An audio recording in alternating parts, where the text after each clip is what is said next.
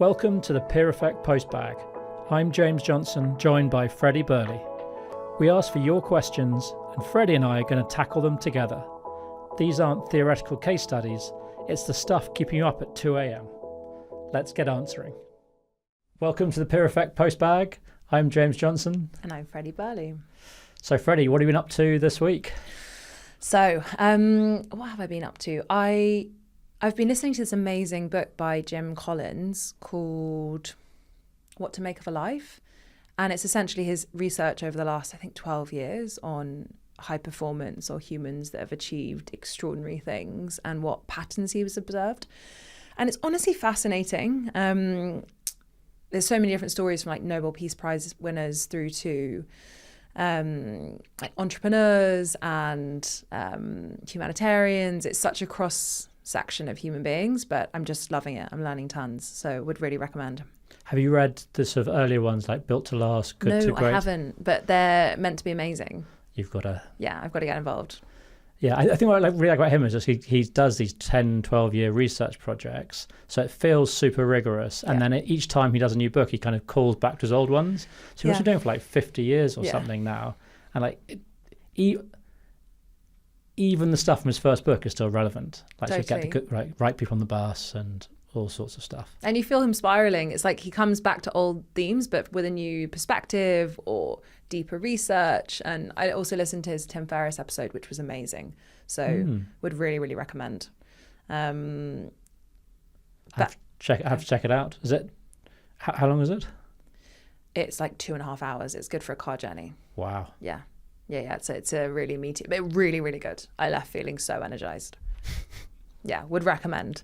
So this week we have a question from Rebecca. If I make a senior change, will it destabilise my team?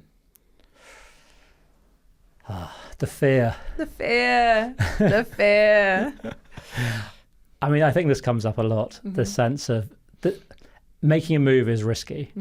And I think that's just a natural way we look at risk as humans, kind of like, if I do something that creates risk, and there's this kind of unspoken assumption that if we don't do something, that it's less risky, which I often think is a logical fallacy and just not true.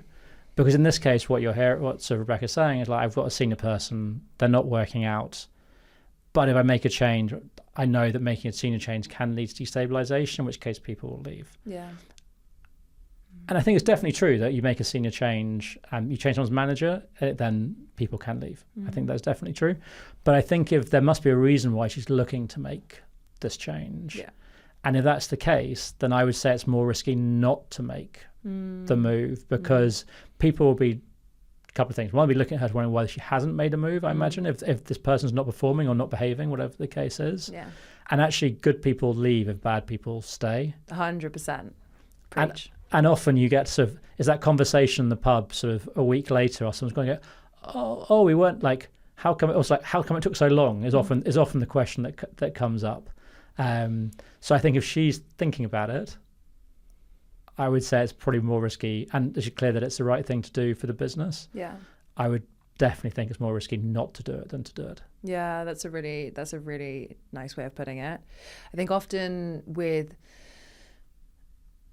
even if there is an exodus post that person leaving, often those people are misaligned in the same ways as that person is misaligned. And so even though it can feel brutal in the short term in that you don't have people executing on tasks, I think often in the longer term, you then get to hire people in that are better aligned. And so there's this feeling of you're reaching more resonance. And exactly as you've shared in my experience or what's come up in coaching, is that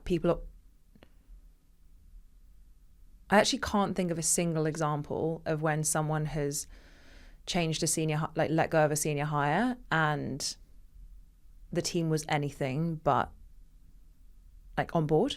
Yeah. We're actually just thinking about, I can't think of a single example where the team wasn't on board. I've only seen it once, where there was a founder and they came back into their business having stepped out of it. Okay. And the senior person had been effectively running the business. Yeah. And actually making that change did leave people leaving because they had got used to a certain way of behaving. Yes. Now that way of behaving wasn't actually in performance, which is why I need to make the senior change. Yes. But then the people who then left, because they were suddenly being held to a performance standard that needs to be held to, but was uncomfortable for them. So again, I would say in that case, those second level changes needed to happen again because the senior person had not hired to the right level, and was not holding them to account to the right level. Yeah. In which case they're unhappy with the new sort of fairly reasonable performance and behavioural expectations. Yes, interesting. But apart from that, I would 100% agree that I don't think I've ever sat in a session with someone. Often it's sort of this is so hard. I don't want to do this. Like, it's a big risk. I feel uncomfortable. And actually, by the time then it happens, there's almost a sense of freedom that appears in the next session of like, oh, I'm so glad I had that conversation. Oh, I feel free. I'm excited about who I can bring into the role next. Yes. It's freeing. Totally. And you're not caged or constricted by that person anymore. I think often with senior hires, especially when they're an expert in an area that you're not an expert, you can feel a bit, I've seen in coaching sessions, a lot of the founders I've worked with, sometimes you feel a bit stuck in between a rock and a hard place of, I don't feel like I can show up in the way that is like speaking the truth and holding the bar that I want to hold with this senior leader because they're on a different page. Yeah. And that incongruence, even for yourself, it means the way you're showing up in your company, it's stopping you from doing the right thing. Yeah. And even though it's uncomfortable to have the conversation and it's uncomfortable to have that, like make that change, I've exactly what you've described, that freedom and that sense of expansion. And I also think with hires as well, it's always a vote of what you want to create. So when you let someone go, it's a vote of what we're not standing for. And then when you bring someone new in, it's also an opportunity to communicate about what we do stand for and where we're going and what it means to be part of this team and the opportunities that are here for you and the level of performance you want to see, but also the level of like enthusiasm and energy and the kind of culture fit too. And I think that communication part's really important because I think you do non-verbally communicate some things with that hire, which is why I think it's really important to both also verbally communicate, sort of be clear what your vision is and where you're trying to get to. Because I have seen it happen sometimes where you make that change because it's not working, but they haven't really put the thought into how to maximize opportunity in terms of what does this mean for the business? Where do I actually want to get to? What does this senior hire then need to be to achieve it? And I think that is a massive missed opportunity. And often it's because I think the founder is so drained by that experience of the senior hire not working that they've lost a bit of confidence. They've stopped being able to dream about the future. And therefore it's a bit responsive. Whereas actually it's kind of, if you can go, okay, what would excite you? Like, let's tap back into excitement. Where do you want to be in 2-3 years' time? Okay, what does that mean for this role? And then actually bring in someone that excites you, then excites the team, and it really mitigates it. And maybe there is a bit of a sort of a hangover between that person leaving and not having someone in. Unlikely, particularly if you can show up as a founder and they can see your excitement. Yeah. But once that next person hits and you've made a good hire, and then I think it's exciting for people. Totally. And that idea of, especially in how they frame this question of, if I make a senior change, will it destabilize the team? The destabilization, if communicating, like we want the team to be malleable, we want them to be adaptable, we want them to be moving, we want them to be growing. And if even that behavior being like, we do what's right for the team and for the company, not what's comfortable. And especially using it as an opportunity to even talk through their own process, especially with their immediate senior team, to be like, this was a really hard decision. This was uncomfortable.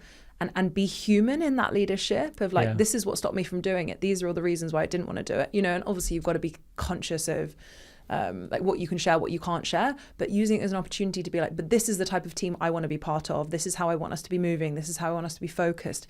You can really use it as an opportunity to re-energize and also show the team that you do the right thing, not the comfortable thing. And that's inspiring energy to be around too. Yeah, particularly if you're being deliberate with it. And that comes down to intentionality. And I think even being explicit about what does work with this person and what really doesn't work with this person. And then how do I communicate in a way that's respectful? But also it means that as a team we can learn. As a team we can be clear about who we are and what we stand for and what we don't.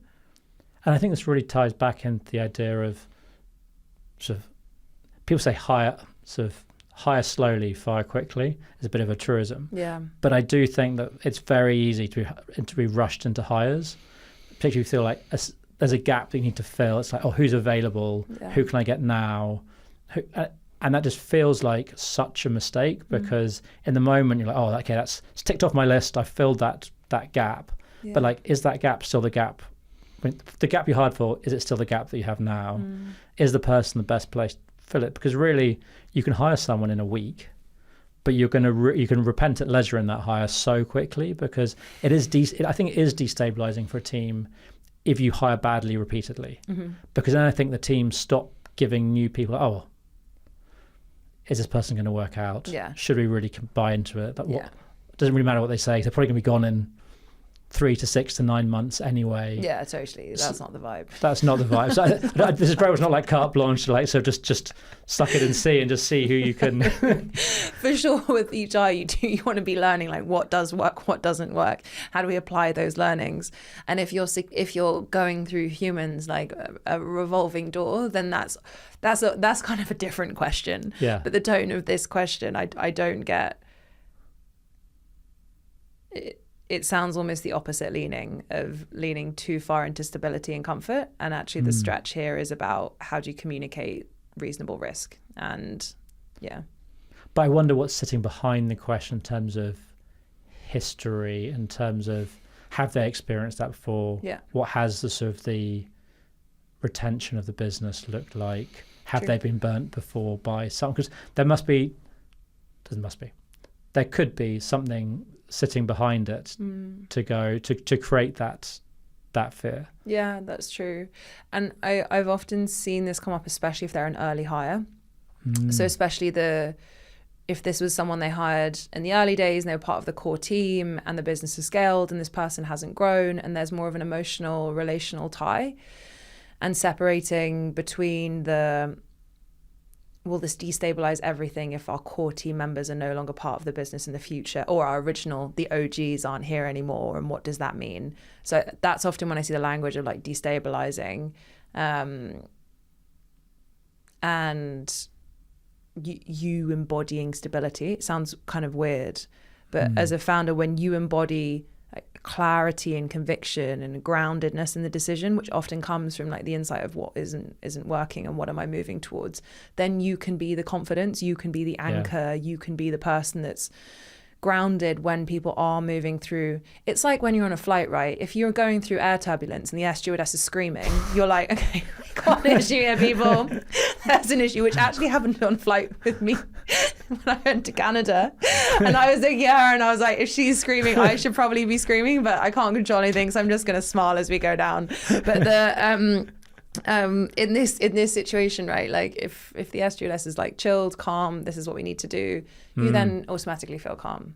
Yeah, it's very true. Funny metaphor, but you know what I mean. Keep an eye on the air stewardess. Yeah, exactly. So what would be your sort of main takeaway on this then? That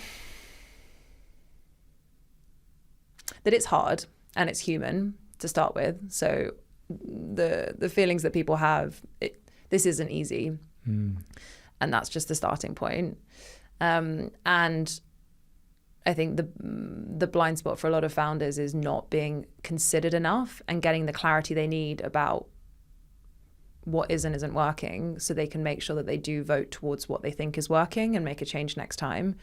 And that it's like when you're on the edge of a pool and it's freezing, it doesn't get any warmer the longer you stand on the edge. Sometimes it's just like, once you got the clarity, no, it's a tough conversation. It is uncomfortable, but you're voting towards the future you want to create. And so it is ultimately worth it. And that there's freedom on the other side of that. And when you do the hard thing that is right, there is always a sense of freedom, even if it's tough.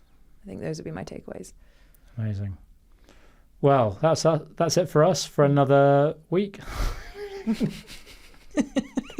What's going on today? Luckily we can just do it a few times. If we get one good one, then you can just use that in all of them. Yeah. That's it for us this week. Hit subscribe before you go, and we'll see you next Monday for another Postbag episode. If any questions, just reach out at hello@peer-effect.com, and happy scaling.